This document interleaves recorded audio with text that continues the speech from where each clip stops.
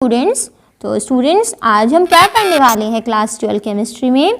हमने किरैल केंद्र युक्त यौगिक पढ़ लिए थे, आपको याद होगा। चलो मैं थोड़ा सा एक बार रिवाइज करा दूं आपको, हमने क्या पढ़ा था। अभी इस लाइन पर ध्यान मत दीजिएगा, ठीक है। हमने कुछ ऐसा पढ़ा था, एक कंपाउंड हम बना लेते हैं यहाँ पे इस तरह से। इसके अंदर हमने बीच के जो थे कार्बन, उसको क्या मार्क किया हमने, स्टार। स्टार मीन्स ये किरल कार्बन होंगे। किरल कार्बन की डेफिनेशन बच्चों हम बता चुके हैं, ओके। चलिए यहाँ से आपको याद होगा ऐसा कुछ हमने लिखा था, ये भी ध्यान आ गया होगा। हमने आपको दो चीज़ भी बताई थी पहले रिवीजन के तौर पे, एक थ्रियो बताया था और दूसरा एरिथ्रो बताया था, ठीक। एरिथ्रो में एक वर्ड हमने याद कराया था आपको, समान। समान का मीन्स एक जैसे ग्रुप अगर एक साइड आ जाए तो एरिथ्रो होता है। एक साइड ग्रुप एक साइड है, ये देखिए यहाँ से, इट मीन्स ये वाला रूप हमने क्या लिखा है, एरिथ्रो, ठीक। अगर मैं बात करूँ थ्रियो की तो हमने कहा था इस तरह से, समान ग्रुप एक साइड नहीं है, इट मीन्स कैसा होगा, असमान वाले एक साइड होंगे। तो ये देखिए ये दोनों ग्रुप समान नहीं है, ठीक, ध्यान आ गया होगा। अब बात करते हैं बच्चों आगे की। आगे क्या बात करते हैं हम यहाँ पे, यदि दो किरैल कार्बन युक्त यौगिक में प्रकाशिक समावयवी ज्ञात करने हो, मतलब ऐसा कोई कंपाउंड है जिसके अंदर दो किरैल कार्बन हो, जैसा कि थोड़ी देर पहले था। चलिए हम आपको वापस दिखा देते हैं यही वाली चीज़। देखिए ये वाला बिल्कुल यही एग्जाम्पल है जो हम कहना चाह रहे हैं आपसे। देखिएगा बच्चों यहाँ पे कि दो किरैल कार्बन युक्त यौगिक में प्रकाशिक समावयवी ज्ञात करनी हो, तो ये दो किरैल कार्बन इसके अंदर है, ठीक। इसमें कह रहा है कि प्रकाशिक समावयवियों की संख्या बताइए कि कितने प्रकाशिक समावयवी बनेंगे। तो उसका एक छोटा सा फॉर्मूला है बच्चों, ये है अपना 2n। क्या है बच्चों यहाँ से अपना, ये देखिए यहाँ से ये छोटा सा अपना फॉर्मूला है 2 की पावर n। अब हम क्या बताने वाले हैं इसमें कि n क्या चीज़ है। मैम आपने n तो बताया ही नहीं, तो हम ऐसा कहेंगे यदि n जो है यहाँ पर वो बताएंगे किरैल कार्बन की संख्या। तो जल्दी से स्टूडेंट्स अपनी कॉपी में लिख लीजिए आप कि n बराबर है किरैल कार्बन की संख्या। अब देखिए जैसा आपको सामने एग्जाम्पल में दिखाई दे रहा है, इसके अंदर दो किरैल कार्बन है, तो यहाँ अगर एग्जाम्पल नंबर 1 लिख लीजिए इस पर, ठीक है ना। यदि हम कहें कि इसमें किरैल कार्बन की संख्या कितनी होगी, थोड़ा सा इसको देखिए हम क्या लिखेंगे। तो हम ऐसा कर सकते हैं, इस उदाहरण में n बराबर 2 है, किरैल कार्बन कितने हैं, 2। अब मैं वापस से आपको नहीं बताऊंगी, ये देखिए एक तो किरैल कार्बन ये है ना, एक किरैल कार्बन ये है अपना, ओके। तो मैं वापस से ये नहीं बताने वाली हूँ आपको कि किरैल कार्बन कैसे पहचाना, क्योंकि हम इसको 2-3 बार रिवाइज करा चुके हैं कि ऐसा कार्बन जिसकी चारों संयोजकताएं अलग अलग हो किरैल कार्बन कहलाता है, ठीक। अब यहाँ से हमें प्रकाशिक समावयवी बताने हैं, तो जल्दी देखें बच्चों हम क्या बताने वाले हैं यहाँ से, प्रकाशिक समावयवी। प्रकाशिक समावयवी तो लिखेंगे आप 2 की पावर 2। तो इस n की जगह, ये वाला जो n है इसकी जगह हमने कितना लिख दिया, 2। तो आंसर कितना आ गया, 4। तो आपको याद होगा, आप कहेंगे मैडम 4 कैसे बनेगी इसके अंदर। तो बच्चों पिछला वीडियो का थोड़ा सा ध्यान करो, अच्छे से पढ़ा है तो अब पूरा बताना पड़ेगा आपको एक बार। चलो बता देते हैं, कोई बात नहीं। तो ध्यान दीजिएगा स्टूडेंट्स, हमने आपके लिए बना दिए हैं। देखिए ऊपर वाला एग्जाम्पल जो है हमारे पास, ये वाला एग्जाम्पल है, ठीक है। अब हमने यहाँ प्रकाशिक समावयवी संख्या कितनी बताई, 4 बताई। 4 कैसे हुए, 4 हमने पहला एग्जाम्पल यहाँ से बनाया, ये फर्स्ट, और ये इसका मिरर इमेज हुआ सेकेंड, इसी तरह से ये थर्ड, और इसका मिरर इमेज हुआ फोर्थ, मतलब दर्पण प्रतिबिंब। तो अब यहाँ से पहला, दूसरा, तीसरा, चौथा जो प्रकाशिक समावयवी बने बच्चों, आपको यहाँ से ये जो है चारों ही क्या है, इसमें 2 दर्पण प्रतिबिंब है और यहाँ पर ये तीसरा चौथा दर्पण प्रतिबिंब है। याद आ रहा होगा लास्ट वीडियो में हमने विवर्म समावयवी और प्रतिबिंब समावयवी आपको बताए थे, ओके स्टूडेंट्स। चलिए अब इसका अर्थ है, अगर आप चाहे तो इसमें अंदर लिख सकते हैं ये वाला। तो यदि n बराबर की संख्या 2 होगी तो प्रकाशिक समावयवी कितने आएंगे, 4 है। अब यहाँ से हम दूसरी कंडीशन लेते हैं। दूसरी कंडीशन कौन सी है वो देख लीजिए एक बार। देखिए स्टूडेंट्स आपको याद होगा हमने पिछली वाली वीडियो में कुछ ऐसा सिखाया था आपको कि दोनों किरैल केंद्र जहाँ पर समान परमाणु उपस्थित हो, दूसरे में असमान परमाणु उपस्थित हो, ठीक है। यहाँ से तो हमने ये वाला एग्जाम्पल जो है वो ये तो पढ़ लिया। अब एग्जाम्पल हमें पढ़ना है सेकंड कंडीशन कि दोनों किरैल केंद्रों पर समान परमाणु उपस्थित हो। तो हम यही एग्जाम्पल पढ़ने वाले हैं। तो अब आप डाल दीजिए सेकंड कंडीशन। ठीक है, देखिए किस तरह से लिखना है। देखिए स्टूडेंट्स, हम एग्जाम्पल यहाँ ले रहे हैं, यदि दोनों कायरल सेंटर पर समान समूह हो, दोनों किरैल केंद्रों पर समान समूह उपस्थित हो। ठीक, एग्जाम्पल क्या होगा? Tartaric acid. टार्टरिक एसिड क्यों लिया हमने? देखिए एग्जाम्पल, सबसे पहले तो स्ट्रक्चर जो है वो याद कर लो। यहाँ पे COH, CH, यहाँ हमने CH लिखा, यहाँ पर क्या लिखा? COH, और जो इसका कायरल सेंटर ये बनेगा इस पर OH। ठीक है, कायरल सेंटर है ये, क्यों है? क्योंकि चारों जो वैलेंसी वो डिफरेंट है, फर्स्ट, सेकंड, ये इसकी थर्ड और ये फोर्थ। ठीक, इस तरह से हो गया यहाँ से। अगर हम इसकी बात करें नेक्स्ट वाले की, तो ये कायरल सेंटर कैसे है? फर्स्ट वैलेंसी, सेकंड मतलब संयोजकता दूसरी, फिर ये तीसरी और ये चौथी, अलग अलग है। लेकिन बात आती है, तो आप एक चीज़ देखिए बच्चों यहाँ पे कि दोनों किरैल केंद्रों पर, दोनों जो अपने किरैल केंद्र है, फर्स्ट ये और सेकंड ये, दोनों ही किरैल केंद्रों पर कैसे समूह है? समान समूह है, समान, बिल्कुल सिमिलर है। देखिए लेफ्ट साइड अगर COH है तो राइट साइड भी COH है, अगर इसके साथ OH जुड़ा हुआ है तो इसके साथ भी OH जुड़ा हुआ है, H जुड़ा हुआ है तो यहाँ भी H जुड़ा हुआ है। बिल्कुल क्लियर है। अगर ये वाला जो अपना है CH वाला, इसके साथ पूरा ग्रुप यही जुड़ा हुआ है। इसी प्रकार से बच्चों ये वाले की बात करें तो इसके साथ भी पूरा की पूरा ग्रुप यही जुड़ा हुआ है। तो यहाँ पर बिल्कुल सेम अपने पास है चीज़ कि कायरल जो सेंटर है वो बिल्कुल क्या है? सेम है। तो अब बात आती है कि बात इसके अंदर हमारे पास कितने प्रकाशिक समावयवी होंगे। ओके, अच्छा स्टूडेंट्स, हम एक चीज़ आपसे पूछना चाहेंगे, क्या इसके अंदर सममिति तल मौजूद है? मतलब ऐसा कोई तल जिससे इस मॉलिक्यूल को हम काट दें।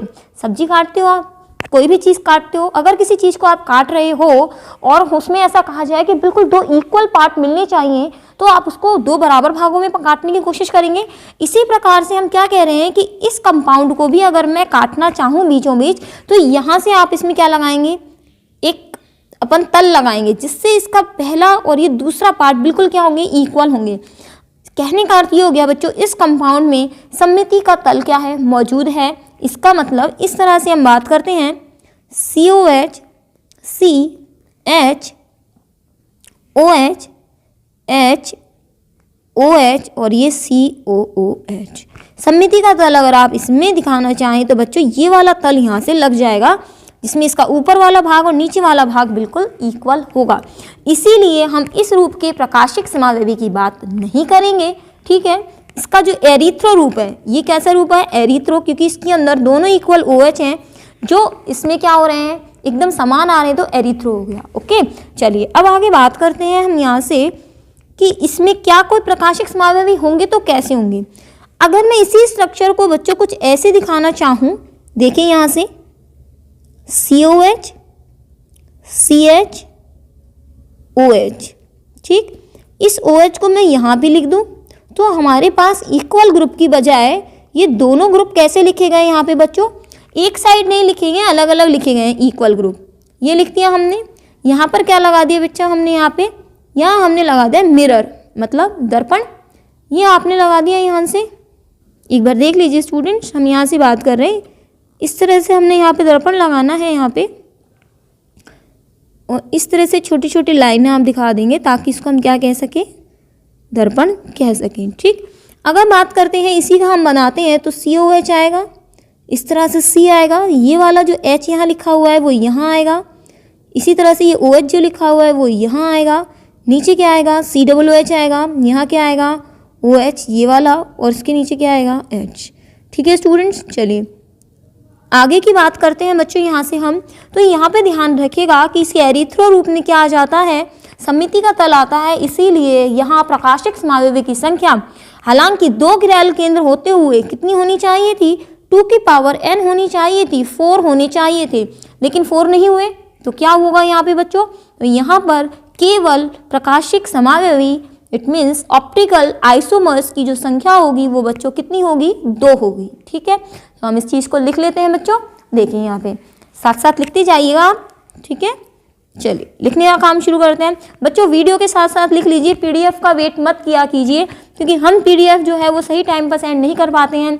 वीडियो में आपको एकदम क्वालिटी क्लियर नज़र आ रही है, तो प्लीज़ आप इसी में लिखिए। आपके साथ कंसंट्रेशन बना रहेगा। यहाँ पढ़ लोगे, फिर वीडियो में से बस PDF में से पढ़ोगे। हम कर देंगे PDF सेंड, लेकिन हम पहले ही कह रहे हैं बच्चों टाइम लग जाता है हमें वापस PDF सेंड करने में, तो आप प्लीज़ यहाँ से लिख लीजिएगा। ओके, चलिए।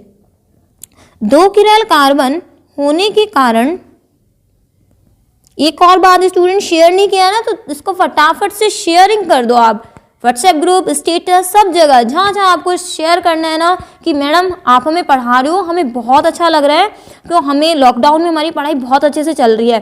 तो आप जल्दी से इसको शेयर कर दीजिए, फेसबुक पे, व्हाट्सएप पे, जहाँ भी आप हैं अपने स्कूल ग्रुप में शेयर कर दीजिए। ठीक है, चलिए बात करते हैं आगे। 2 किरल कार्बन होने के कारण प्रकाशिक समावयवियों की संख्या, प्रकाशिक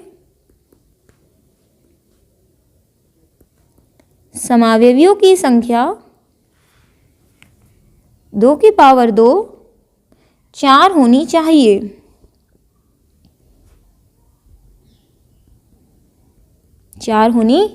लेकिन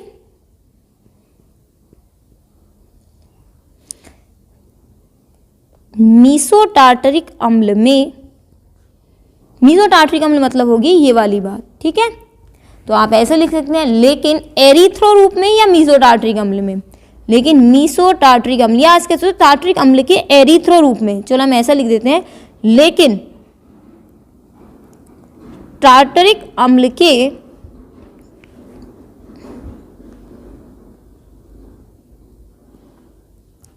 एरिथ्रो रूप में सममित तल होने के कारण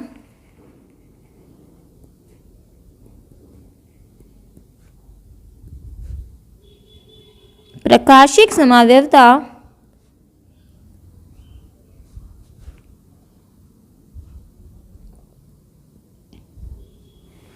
प्रदर्शित नहीं करते हैं।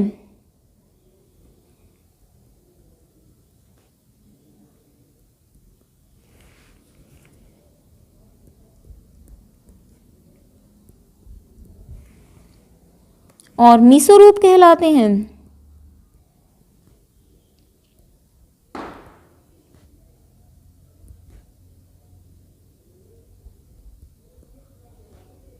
मीसोरूप कहलाते हैं। ठीक है, तो यहाँ पे साफ साफ लिख लीजिए, अतः टार्टरिक अम्ल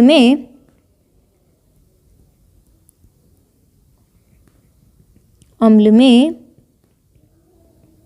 प्रकाशिक समावयवियों की संख्या, लिख लीजिए बच्चों, बाद में मत कहना मैम बताया नहीं था, सीधे प्रश्न आ जाए। टार्टरिक अम्ल में प्रकाशिक समावयवियों की संख्या कितनी होती है? तो याद रखिए 2 होगी की संख्या केवल 2 होगी। ओके, चलिए, तो ये वाली लाइन जो है वो आपकी इंपॉर्टेंट बन जाती है, हम इसको हाईलाइट कर देते हैं स्टूडेंट्स। आप अपने हाईलाइट नहीं आप करेंगे तो इस तरह से तो नहीं होगा, हम हाईलाइट कर देते हैं इस तरह से, ताकि पढ़ने में आसानी रह जाए कि यहाँ हमने बता दिया है ये वाली चीज़। ठीक है, चलिए आगे भी बात करते हैं बच्चों। देखिए क्वेश्चन क्या है बच्चों, मीसोटार्टरिक अम्ल प्रकाशिक समावयवता प्रदर्शित नहीं करता, क्यों? हम एक्चुअली आप बता चुके हैं। एक चीज़ बच्चों मैं आपको बता दूं, अभी जो मैंने ऊपर बात की थी ये है टार्टरिक एसिड। आप कहोगे अभी तो बताया 2 प्रदर्शित करते हैं, नहीं बेटा, टार्टरिक एसिड और मीसोटार्टरिक एसिड में अंतर होता है। टार्टरिक जो एसिड होता है उसके अंदर फॉर्मूला ये होता है, अगर इसके अंदर दोनों OH एक साइड लिख दोगे तो ये कहलाएगा मीसोटार्टरिक एसिड, लेकिन अगर OH को आप अलग अलग साइड लिख देंगे तो ये कहलाएगा केवल टार्टरिक एसिड। तो समझ में आया? अगर एरिथ्रो रूप है तो मीजो कहलाएगा, लेकिन अगर ये थ्रियो है, ये कौन सा है बच्चों, अगर ये थ्रियो है तो ये केवल टार्टरिक एसिड कहलाएगा। तो हमारे पास क्वेश्चन क्या है यहाँ पर कि मीसोटार्टरिक एसिड प्रकाशिक समावयवता प्रदर्शित नहीं करता, क्यों? तो आपको सीधे उत्तर क्या लिखना है, 2 आंसर है इसके अंदर, लिख लीजिए इसका आंसर। इसके मुख्य 2 कारण हैं, तो हम लिखते हैं आंसर, आप भी लिखिए इसके अंदर, क्योंकि जितना काम मैं कर रही हूँ उतना ही काम आपको करना है। इसके मुख्य 2 कारण हैं, कौन कौन से हैं? पहला सममित तल की उपस्थिति, प्लेन ऑफ सिमेट्री इसके अंदर होता है, सममित तल की उपस्थिति होती है। ठीक है, थोड़ा सा ठीक लिख देते हैं इसको, सममित तल की उपस्थिति। ओके, दूसरा अपने पास है आंतरिक प्रतिकार। अब ये जो शब्द आया आपके पास आंतरिक प्रतिकार, इंटरनल एक्सपेंशन क्या है इसके अंदर वो आप देख लीजिए। एक सेकेंड में, जो आंतरिक प्रतिकार, देखिए स्टूडेंट्स, पहले हम सममिति का तल एक बार और बताएंगे ताकि आपको अच्छे से याद हो जाए, रट जाए। ये मेसोटार्ट्रिक एसिड है, कोई दिक्कत नहीं आएगी। कैसे याद रखेंगे, हमें एसिड ध्यान रखना है, एसिड का मतलब COOH ग्रुप आएगा। ठीक, ऊपर और नीचे का चीज समान होगी। सममित तल ऐसा तल जो यौगिक को दो बराबर भागों में बांट दे, ऊपर का बराबर और नीचे का बराबर। काफी बार सुन चुके हैं हम इस चीज को। ठीक, अब बात आती है आंतरिक प्रतिकार, ये क्या चीज होती है। ठीक, इसके अंदर हम जानते हैं इसके अंदर 2 किरेल कार्बन है। आपको याद होगा कि किरेल कार्बन में होती है एक पावर कि यह ध्रुवण घूर्णक होता है। अध्रुवण घूर्णक को मैडम को याद दिलाना पड़ेगा, हमने याद थोड़ी कर लिया मैडम, याद दिलाओ, हम तो भूल गए ध्रुवण घूर्णक क्या होता है। चलिए भाई, हमको याद दिलाना होगा आपको। ध्रुवण घूर्णक वह यौगिक होता है जो प्रकाश के तल को घुमा दे। जैसे अपने पास ये कंपाउंड है, हमने किस में ले लिया, सॉल्यूशन बना लिया उस कंपाउंड का। यहाँ से वो क्या था अपने पास, लाइट यहाँ से हमने भेजी, यहाँ से ये लाइट हम बता रहे हैं आपको, जिसके कंपन सभी तलों में। जैसे ही लाइट को यहाँ से निकोल प्रिज्म से गुजारा, याद आ रहा होगा, हाँ मैडम कुछ ऐसा बताया था आपने, ध्रुवित प्रकाश होता है। ये ध्रुवित प्रकाश जैसे ही यहाँ से क्या होगा बच्चों, क्रॉस करेगा, तो ये जो अपना समतल ध्रुवित प्रकाश है, चलो इसको हम समतल ध्रुवित प्रकाश को इस तरह से दिखा दें, ये लो, याद आ गया होगा।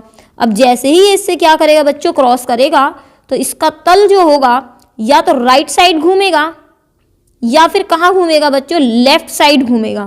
घूमेगा ना लेफ्ट साइड या राइट साइड, जो राइट साइड घूमेगा उसको डी कंपाउंड कहेंगे। डी अर्थात दक्षिण ध्रुवण घूर्णक, क्लॉकवाइज मतलब घड़ी की दिशा में, एल मतलब एंटी क्लॉकवाइज। ठीक, तो या तो डी होगा या फिर एल होगा। अब बात आ जाती है यहाँ पर, ये डी और एल तक मुझे लेकर आना था, इसलिए मैं बात करती हूँ। अब ये जो पहला वाला जो कार्बन है बच्चों, यहाँ पे जो फर्स्ट किरल सेंटर है वो इस प्रकाश के तल को कहाँ घुमाता है, राइट साइड घुमाता है। ठीक है, घड़ी की दिशा में घुमा दिया। और जो दूसरा वाला होता है ये घड़ी की कहाँ घुमा देता है, विपरीत दिशा में। इसका मतलब ये पहला भाग जितना इसका घड़ी की दिशा में घूमता है, इसका दूसरा भाग घड़ी की उतनी ही विपरीत दिशा में घूम जाता है। इस वजह से यह मान लीजिए हम कहें कि प्रकाश का तल जो है वो 50 डिग्री घूम गया। कितना घूम गया, 50 डिग्री क्लॉकवाइज घूम गया। पता चलता है नीचे वाला जो होता है ये इसको वापस घुमा के इसको वहीं ले आता है। अब आप खुद बताओ कि ये वाला तो अपन एक्चुअल कह दें यहाँ था, ठीक है ना, और ये घूम गया 50 डिग्री। ऐसे मानो बच्चों इस चीज को, ये अपने पास है प्रकाश। ठीक, ये जैसे ही घूमा तो क्या होगा यहाँ से बच्चों, एक सेकेंड यहाँ से हम बनाएं इसको, ये अपने पास है। ठीक, अब इसके बाद हम बात करें कि ये वाला जो था अपने पास ये कैसा घूम गया, 50 डिग्री यहाँ घूम गया, राइट साइड घूम गया। था कैसा ये इस तरह से था, और एंगल कितने का बनाया, 50 डिग्री का। अब हम कहते हैं ये किसने घुमाया, पहले वाले भाग ने घुमाया। फिर वापस बात आती है कि नीचे वाला क्या करता है, इसको इस ही एंगल को वापस कहाँ ले आता है बच्चों, इस एंगल को वापस उतना ही एंटी क्लॉकवाइज। अब ये एंटी क्लॉकवाइज घूमेगा तो इस दिशा में घूमेगा, और जितना 50 डिग्री घूमा है तो ये वापस वहीं आ गया कि नहीं आ गया। इट मीन्स कहाँ था ये, यहाँ था, फिर घूम के 50 डिग्री। तो जैसा था ये कैसा था, ये वापस यहाँ से कहाँ घूमा। अब ये वापस क्या करेगा, फिर घूमेगा। जैसे ही घूमेगा ऊपर वाली कंडीशन आएगी, फिर दोबारा घूमेगा तो नीचे वाली कंडीशन आएगी। कहने का अर्थ है ये ऑटोमेटिकली जो चीज़ रह गई बच्चों, वो ऑटोमेटिकली जो चीज़ रह गई यहाँ से, वो क्या रह गई, ना तो प्रकाश दाईं ओर घूमा ना ही प्रकाश बाईं ओर घूमा, केवल ये स्थिति रह गई। इसीलिए हमने कहा अगर इस प्रकार का किरेल कार्बन किसी एक ही यौगिक में पाया जाता है, ऐसी घटना एक ही यौगिक में होती है, तो बच्चों इसको हम क्या कहेंगे, इसे हम आंतरिक प्रतिकार कहेंगे। जबकि अगर ऐसा नहीं होता है तो हम, अगर मान लीजिए ऐसा इस स्थिति में ना हो कि हमने कंपाउंड लिया इस तरह से, एक कंपाउंड है जो दाईं ओर घुमाता है, दूसरा कंपाउंड कहाँ घुमाता है, बाईं ओर घुमाता है, तो हमने 50-50% ले लिया, तो इसका मतलब अलग अलग कंपाउंड थे, पहला कंपाउंड अलग था, दूसरा अलग था, या ए कंपाउंड और बी कंपाउंड था, ये कंपाउंड ही अलग अलग थे, तो ये यौगिक के बाहर हो रही घटना, तो उस कंडीशन में उसको हम बाह्य प्रतिकार कहेंगे। ये एक ही यौगिक में हो रही है सारी घटना, तो हम क्या कहेंगे बच्चों, इसको हम आंतरिक प्रतिकार कहेंगे। ओके, चलिए बच्चों, आशा करते हैं आपको समझ आया होगा, और प्लीज़ अगर आपको समझ आ जाती हैं कुछ चीज़ें जिनके लिए हम थोड़ा डाउटफुल रहते हैं कि पता नहीं समझ आया भी होगा कि नहीं आया होगा, तो ध्यान रखिए, जो जी हम पूछते हैं कि समझ आ गई तो हमें बताया कीजिए, हाँ मैम हमें समझ आ गया है। ठीक, अब आंतरिक प्रतिकार की बच्चों आपको परिभाषा लिखा देते हैं। चलिए लिखते हैं हम आंतरिक प्रतिकार की परिभाषा, और यहाँ पे लिख दीजिएगा ये क्या है हमारे पास, सममित तल। बहुत ही इंपॉर्टेंट क्वेश्चन है, कुछ भी ना सूझे तो ये तो लिखी आना सममित तल की उपस्थिति और ये चित्र बनाया आना, तो आपका काम हो जाएगा। आंतरिक प्रतिकार लिखाना, आंतरिक प्रतिकार होता क्या है इसको हम आपको लिखवा देते हैं, आपको पता तो होना चाहिए। मैडम की एक बात याद रखना बच्चों कि पढ़ाई पढ़ने के लिए पढ़ो, नंबरों के लिए कभी मत पढ़िए। नंबरों के लिए अगर जिसने पढ़ाई करी है केवल और केवल, हम ऐसा नहीं कह रहे हैं कि नंबर लाओ ही मत, बच्चों पढ़ेंगे तो नंबर भी आएंगे, लेकिन केवल नंबरों के लिए पढ़ेंगे तो वो पढ़ाई नहीं होगी। ठीक है ना, तो पढ़ने के लिए पढ़िएगा, नंबर सिर्फ नंबरों के लिए नहीं, सिर्फ नंबरों के लिए पढ़ना है तो फिर कहोगे 10 प्रश्न बता दो, वही पढ़ लेते हैं। हम पढ़ाने का वो आधार बच्चों नहीं रखते हैं। चलिए हम आगे पढ़ा देते हैं आपको आंतरिक प्रतिकार। परिभाषा लिखनी थी, हम लिख देते हैं परिभाषा। देखिए बच्चों, मीसोटार्ट्रिक अम्ल का आधा भाग दक्षिण ध्रुवण घूर्णक होता है, हमने बताया था डी होता है, और आधा वाम ध्रुवण घूर्णक। इट मीन्स डी भाग जो होता है प्रकाश के तल को दाईं ओर घुमाता है और एल प्रकाश की बाईं ओर घुमाता है, जिससे प्रकाश का तल अपरिवर्तित रहता है। हमने ये चीज़ समझा दिया आपको। ठीक है स्टूडेंट्स, चलिए बच्चों अब हम आपको दो एक क्वेश्चन लिखवा देते हैं छोटे छोटे से, कि ऐसा अणु मान लो किरैल केंद्र नहीं है और फिर भी वो प्रकाशिक समावयवता दे रहा है। देखिए इन सब में क्या है, किरैल केंद्र है, ये देखिए यहाँ पे इसमें क्या है अपना किरैल केंद्र है और प्रकाशिक समावयवी बन रहे हैं 2। ठीक है ना, इसी प्रकार से मान लीजिए क्वेश्चन क्या है बच्चों, देखिए प्रश्न क्या है, ऐसा अणु बताना है आपको कि जिसके अंदर किरैल केंद्र नहीं है फिर भी क्या है वो प्रकाशिक समावयवता प्रदर्शित करता है। ठीक, तो आंसर क्या होगा बच्चों, यहाँ से आंसर है बच्चों यहाँ से बाईफेनिल। अब देखो हम ज़्यादा डिटेल में आपको, एक एलीन है जिसका जिक्र आपकी बुक में नहीं है तो छोड़ दीजिएगा। बाईफेनिल की स्ट्रक्चर क्या होती है, ये अपना फेनिल ग्रुप होता है। ठीक, मतलब अपना बेंजीन वाला, 2 बेंजीन वाला इस तरह से जुड़ी हुई होती हैं। अब आपको तो लगेगा मैडम इसके अंदर किरैल केंद्र नहीं है, और दूसरा सममिति का तल भी आप ऐसे लगा दोगे, तो मैडम ये तो इसमें तो सममिति का तल लग गया, इसका मतलब प्रकाशिक समावयवता प्रदर्शित नहीं करना चाहिए। बच्चों ये स्टीरियो केमिस्ट्री है, अर्थात त्रिविम रसायन, अर्थात आकाशीय व्यवस्था, त्रिविम में इसकी व्यवस्था कैसी है। तो हम आपको एक चीज़ यहाँ से बता दें बच्चों, कोशिश करेंगे समझाने की पूरी तरह से कि इसका ये जो वाला भाग है इसको हम डार्क से शो कर रहे हैं। डार्क से शो करने का मीन्स ये हो गया यहाँ पे कि ये जो है ये हमारी आंखों के पास है और दूसरा भाग आंखों से क्या होता है, दूर होता है।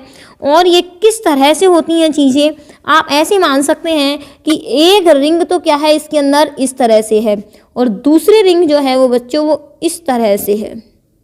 ठीक है, एक रिंग तो यहाँ पर कैसी होगी, दोनों रिंग एक दूसरे के 90 डिग्री पर होती हैं।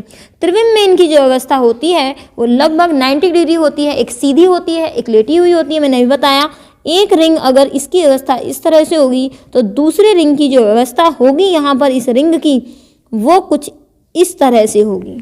तो यहाँ पर ये किसी भी तरह से इसमें सममिति का तल नहीं लग पाता है और किरैल केंद्र नहीं होता है इसके अंदर, लेकिन सममिति का तत्व भी नहीं होता, इसीलिए यह अणु प्रकाशिक समावयवता प्रदर्शित करता है। यह समझ में मत लेना कि इसके अंदर प्रकाशिक समावयवता के लिए किरैल इसमें ऐसे तल लगा दो, तो ऐसे नहीं लगेगा इसमें। चलिए एक क्वेश्चन हम बता देते हैं कि किरैल केंद्र है तब भी प्रकाशिक समावयवता प्रदर्शित नहीं करता, तो वो क्वेश्चन लिख लीजिए। क्वेश्चन क्या लिख दें यहाँ पे, वह अणु बताइए, वह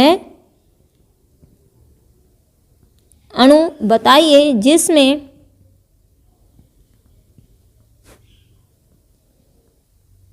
किरैल केंद्र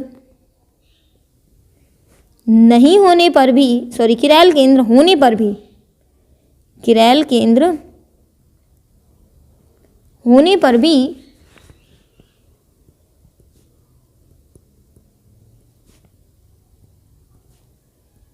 प्रकाशिक समावयवता प्रदर्शित नहीं करता,